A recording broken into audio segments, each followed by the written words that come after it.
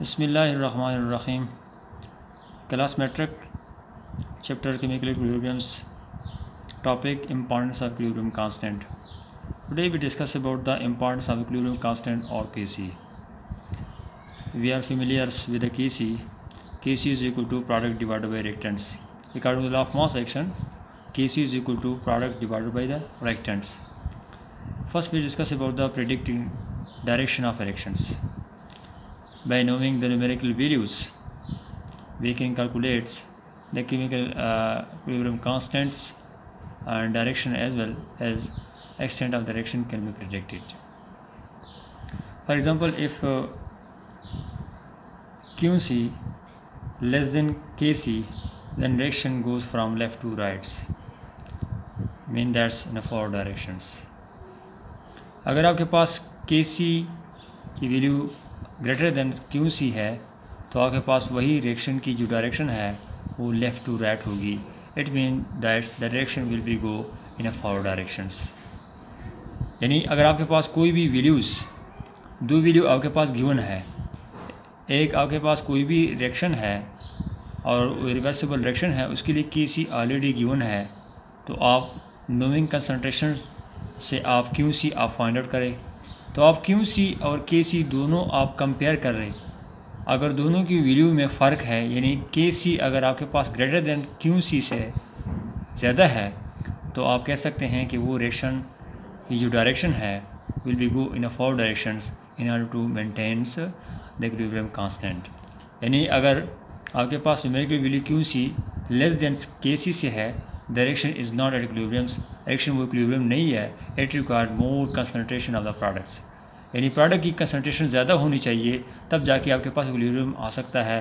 क्योंकि Kc की value ज़्यादा है QC से, इसी वजह से reactions will be go in a forward direction, more concentration of the product will be required, therefore reaction will be move in a forward direction. तो इसी वजह से आपके पास जो रिएक्शन है वो फॉरवर्ड डायरेक्शन में जा सकता है.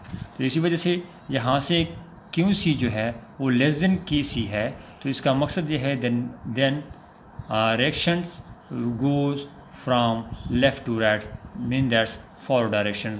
ये एरो के निशान रिप्रेजेंट करता है फॉरवर्ड डायरेक्शन में जा सकता है. सेकेंड इंपॉर्टेंस Kc की क्या है? बी कंडीशन है QC ग्रेटर देन Kc. यहाँ सेकेंड कंडीशन में Kc लेस है, QC ज़्यादा है, then reaction goes from right to left, वो राइट से लेफ़्ट जाएगा. इट मीन्स रिवर्स डायरेक्शन हमारे पास होगा. तो इसी वजह से हम कह सकते हैं direction will be go from right to left, right से लेफ़्ट की तरफ वापस आएगा. इट मीन रिवर्स डायरेक्शन होगा, क्योंकि हमारे पास QC ये जो वैल्यू है वो Kc से हमारे पास क्या है, कम है. अब Kc तो हमें ऑलरेडी पता है, इसको हम कह सकते हैं कि इक्विलिब्रियम कांस्टेंट की जो प्रोडक्ट डिवाइडेड बाय रिएक्टेंट्स जो already according to law of mass action के टॉपिक में हमने डिस्कस किया है प्रीवियस टॉपिक में, Kc is equal to product divided by reactant है. लेकिन Kc और QC में फ़र्क क्या है?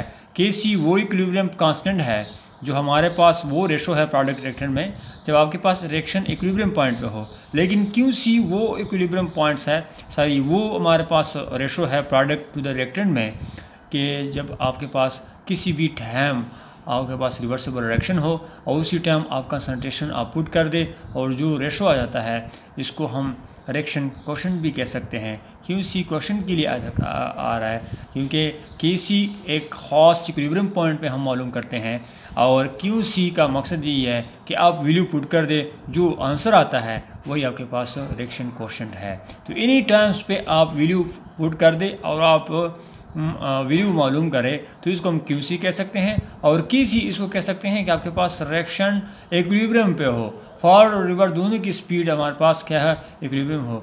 इट मीन्स ये जब QC ज़्यादा है Kc से तो आपके पास रिवर्स डायरेक्शन होगा. C पॉइंट्स हमारे पास क्या है?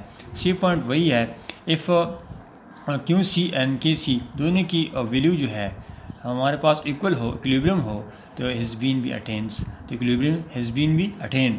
अगर दोनों की वैल्यू QC और Kc की वैल्यू मेंटेन हो तो हम कह सकते हैं कि यहाँ पे दोनों की ना फॉरवर्ड पे जा सकता है ना रिवर्स में, बल्कि कंपेरेबल अमाउंट है. यहाँ पे दोनों की जो कंसंट्रेशन है फॉरवर्ड रिवर्स में जाता है, यहाँ पे ना यानी पहले फॉरवर्ड में जा रहा है, दूसरे में रिवर्स में, और यहाँ पे दोनों की जो इक्विलिब्रियम मेंटेन है, तो इस स्टेट को हम कह सकते हैं कि क्यू और के की वैल्यू जब इक्वल आ जाए तो इस पॉइंट को हम कह सकते हैं इक्विलिब्रियम कांस्टेंट। अब ये तीनों के तीनों पॉइंट जो है, ये डायरेक्शन ऑफ डायरेक्शन जो है, हम एक एग्जांपल से यहाँ पे एक्सप्लेन कर सकते हैं। फॉर एग्जांपल आपके पास क्या है, हाइड्रोजन है और आयोडीन के साथ रिएक्शन करके फॉरवर्ड पे गया 2Hi बनाया, और रिवर्स आके हाइड्रोजन और आयोडीन दोबारा वापस दे दिया, और यहाँ पे केसी की जो वैल्यू है 57 है। ये वैल्यू आपके पास गिवन है, ये रिएक्शन भी आपके पास गिवन है, एक एग्जांपल के तौर पर दिया हुआ है, केसी की वैल्यू गिवन है। अब क्यूसी आप फाइंड आउट करें। अब क्यूसी किस तरह मालूम करोगे, आपके पास हाइड्रोजन्स की कंसनट्रेशन गिवन है 0.10 मोल पर डेम क्यूब। सिमिलरली आयोडीन की वैल्यू भी गिवन है 0.20 है, और सिमिलरली आपके पास HI की भी वैल्यू गिवन है 0.40 मोल पर डेम क्यूब है। लेकिन सबके साथ इस ब्रैकेट के नीचे जो सब्सक्रिप्ट T गिवन है, इसका मकसद ये है at any times. At any time का मकसद यही है कि वो इक्विलिब्रियम पॉइंट का मेंशन नहीं कर रहा है, यानी हाइड्रोजन की कंसनट्रेशन एट एनी टाइम, यानी इक्विलिब्रियम नहीं है, कोई भी टाइम है जो इक्विलिब्रियम ज़रूरी नहीं है, it will not necessary equilibrium points. एट का मतलब है कि ये जो रिएक्शन है या T है, the subscript T with the concentration symbol mean that the concentrations are measured at sometimes T, not necessarily equilibrium points. We put this concentration into the equilibrium constant expressions. जब हम इसी ही सारी concentration को हम put करते हैं reaction में, equilibrium concentration में, तो इक्विलिब्रियम कंसनट्रेशन हमारे पास K C = divide by product divide by reactant है, लेकिन यहाँ पे T का मकसद ये है एट एनी टाइम्स। तो आप Kc की जगह QC आप पुट कर दे, Kc की जगह क्या पुट कर दे, आप Kc की जगह देके आप वो QC पुट कर दे। प्रोडक्ट डिवाइडेड बाय हमारे पास रिएक्टेंट है, ये हमारे पास प्रोडक्ट है ऊपर लिख दिया, और ये हमारे पास रिएक्टेंट है, इसको आप नीचे लिख दे। तो HI प्रोडक्ट है और हाइड्रोजन और आयोडीन हमारे पास क्या है, रिएक्टेंट है, नीचे लिख दिया। Kc की जगह QC लिख दिया। इसको रिएक्शन क्वोशिएंट भी कह सकते हैं, क्योंकि हमारे पास यहाँ पे जो पॉइंट्स है जो हमने वैल्यू दर्ज करना है ये इक्विलिब्रियम नहीं है, क्योंकि इक्विलिब्रियम जब भी आता है तो हमने QC की जगह KC लिखना है, लेकिन QC इसलिए लिख दिया क्योंकि ये इक्विलिब्रियम पॉइंट नहीं है। जो ही हम डेटा पुट कर रहे हैं तो ये वही टाइम है जो हमारे पास इक्विलिब्रियम पॉइंट्स नहीं है। एट एनी टाइम T हम पुट कर सकते हैं, इक्विलिब्रियम कंसनट्रेशंस में वैल्यू पुट कर सकते हैं। तो हमने वैल्यू जो पुट की है वो सारा वैल्यू पुट करने के बाद हमारे पास यहाँ पे इसको भी पुट कर दे। देखिए आपके पास 0 पॉइंट दिया गया हुआ है, यहाँ पे इज इक्वल टू ऊपर आपके पास है HI की कंसनट्रेशन, यानी HI की कंसनट्रेशन 0.40, तो ये 40 की वैल्यू आपके पास गिवन है, और ऊपर हमारे पास स्क्वायर है, और नीचे भी आपके पास क्या चीज़ है 0.20 मल्टीप्लाई आपके पास दूसरा वैल्यू क्या है 0.10 हमारे पास क्या है 10 है या 1 है।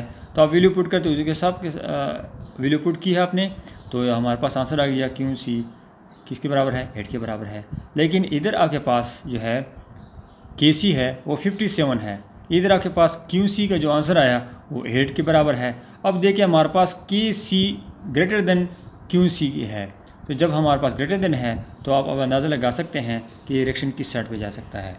इट मीन्स दैट्स कि QC लेस देन KC, यानी आपके पास गिवन है कि KC जो है वो 57 है और QC आपने फाइंड आउट की है वो 8 है, तो इस वजह से देयरफॉर डायरेक्शन वुड बी वो इन अ फॉरवर्ड डायरेक्शन। तो यही डायरेक्शन हमारा फॉरवर्ड पे जाएगा, क्योंकि हमारे पास 57 ज़्यादा है 8 से, इट मीन KC हमारे पास ज़्यादा है QC से, तो डायरेक्शन आगे जाएगा। सेकंड हमारे पास इक्विलिब्रियम कांस्टेंट KC की दूसरा ये इंपॉर्टेंस क्या है, तो KC की इंपॉर्टेंस सेकंड नंबर पे प्रिडिक्टिंग एक्सटेंट ऑफ रिएक्शंस, यानी वही रिएक्शन जिसमें हम प्रिडिक्ट करते हैं एक्सटेंट का मकसद यहाँ पे यही है कि कितने परसेंटेज में आपके पास रिएक्शन फॉरवर्ड में है, या आपके पास रिएक्शन रिएक्टेंट में है, या आपके पास ज़्यादातर प्रोडक्ट बन चुका है, या आपके पास ऑलरेडी रिएक्टेंट की फॉर्म में मौजूद है। तो हम एक्सटेंट मालूम करते हैं मिकदार कि आपके पास प्रोडक्ट ज़्यादा है या रिएक्टेंट ज़्यादा है। अब सबसे पहला पॉइंट है लार्ज न्यूमेरिकल वैल्यू। ऑफ के सी। अगर आपके पास के सी की वैल्यू इंतहाई ज़्यादा है तो आप कह सकते हैं कि maximum products and reactants are negligible. For example carbon monoxide देखिए रिएक्शन कर रहा है, ऑक्सीजन के साथ कार्बन डाइऑक्साइड बना रहा है। अब देखिए इसमें पॉइंट में दिया हुआ है कि सी इज इक्वल टू 2.2 मल्टीप्लाई 10⁻²22। 10⁻²22 इंतहाई ज़्यादा वैल्यू है, लार्ज वैल्यू है। जब किसी की वैल्यू इंतहाई ज़्यादा है तो इसका मकसद ये है मिक्स प्रोडक्ट ज़्यादा है, कार्बन डाइऑक्साइड का मिकदार ज़्यादा बन चुका है और रिएक्टेंट हमारे पास क्या है, कार्बन मोनोऑक्साइड और ऑक्सीजन हमारे पास क्या है, ये रिएक्टेंट है, ये नेग्लिजिबल है।